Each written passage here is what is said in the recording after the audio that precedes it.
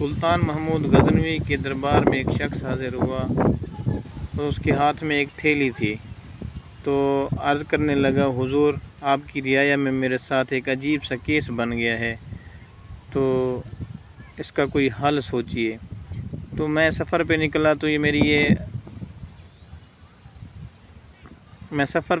تو میری یہ تھیلی جو ہے ہیروں سے بھری ہوئی تھی، تو میں نے سوچا کہ کوئی راستے میں چھین ہی نہ لے، تو میں نے یہ آپ کے فلاں علاقے کے قاضی کے پاس امانت رکھوا دی۔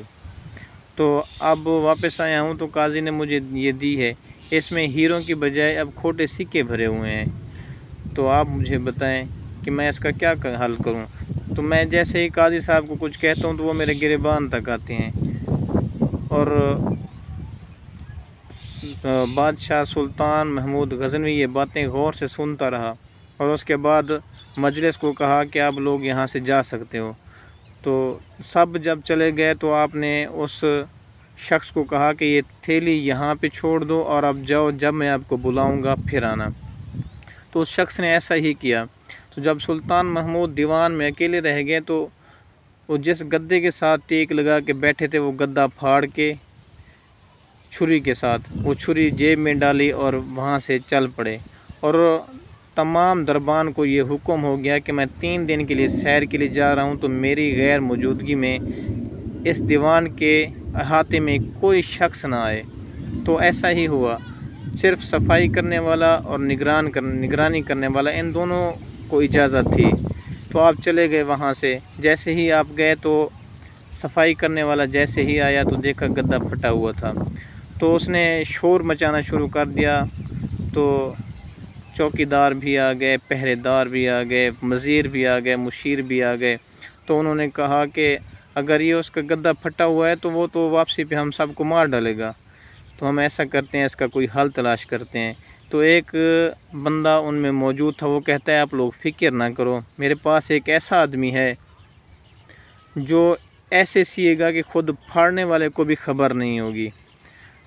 تو وہ شخص بھی آ گیا، وہ گدا بھی ٹھیک ہو گیا۔ اس کے بعد سلطان محمود غزنوی جیسے ہی 3 دن کے بعد واپس آئے تو انہوں نے اہل دربار کو بلایا۔ سب وزیر مشیر اکٹھے ہوئے تو مشاورت ہوئی، تو آپ نے پوچھا کہ یہ گدا سلائی کس نے کیا ہے؟ تو سب تعجب میں تھے کہ یہ گدا پھاڑا کس نے ہے؟ تو سلطان نے فرمایا کہ یہ گدا میں نے پھاڑا تھا، لیکن سیا کس نے ہے مجھے وہ بتاؤ۔ تو ایک شخص بولا کہ فلاں رفوگر، اس کا نام تھا احمد رفوگر، یہ وہ بہت ہی اچھی سلائی کرتا ہے، تو اس نے یہ سیا ہے، اسے بلا لاؤ، سلطان نے فرمایا۔ جیسے ہی وہ شخص سلطان کی خدمت میں حاضر ہوا تو سلطان نے پوچھا کہ آپ بہت بڑے کاریگر ہو، یہ آپ نے سلائی کیا ہے؟ تو اس نے کہا کہ آپ کے وزیر مشیر نے مجھے پیسوں کی لالچ دی تو میں نے یہ سلائی کر دیا۔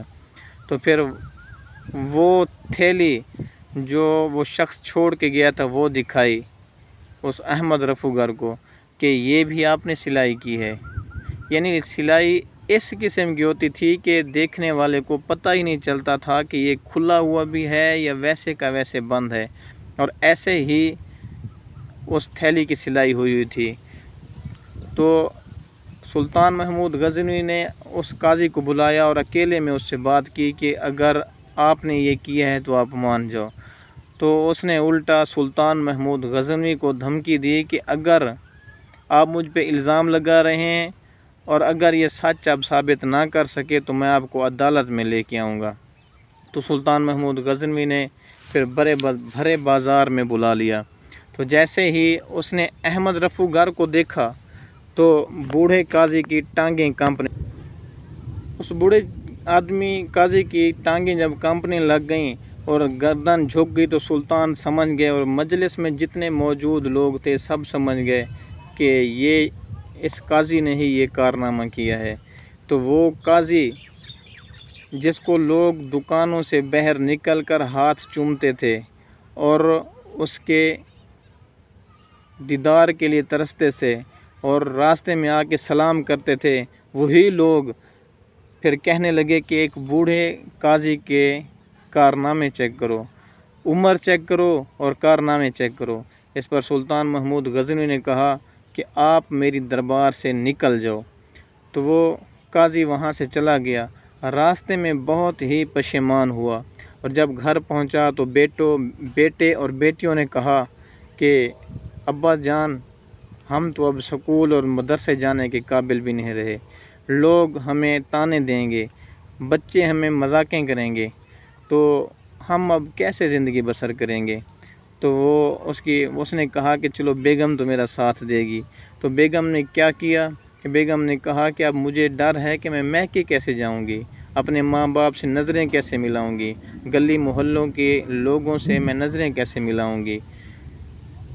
تو پھر یہ ہوا کہ وہ قاضی اپنے کمرے میں گیا، تالا بند کیا، سب کوئی دروازہ بند کر کے اندر اللہ سے گریہ وزاری کی، معافی مانگی، اللہ سے عبادت کی، ساری رات نہ نکلا۔